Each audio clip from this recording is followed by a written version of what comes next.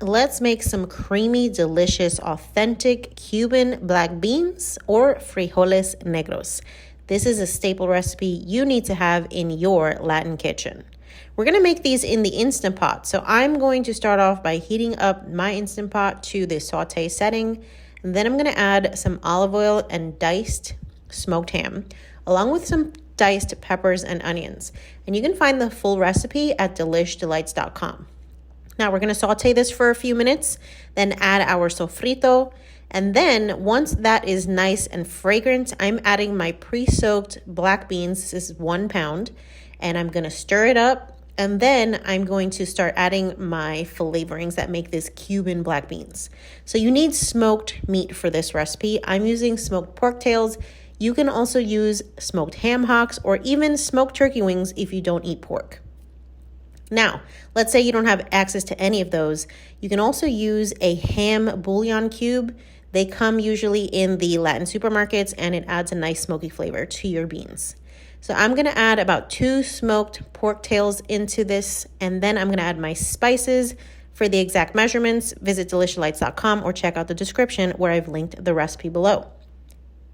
I'm going to add those into my Instant Pot along with some bay leaves and then give it a quick stir just to make sure all the flavors are getting incorporated.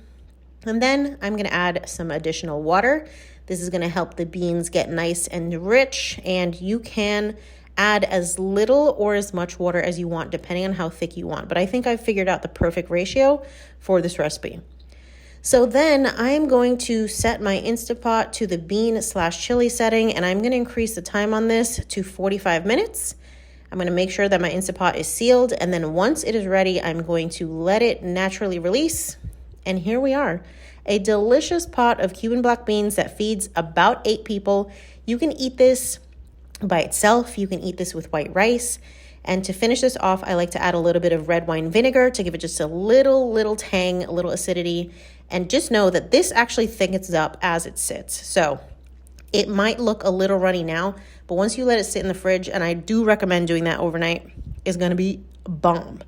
Now, I added some additional chicken bouillon to this just to add more salt, but you can also just add salt to taste.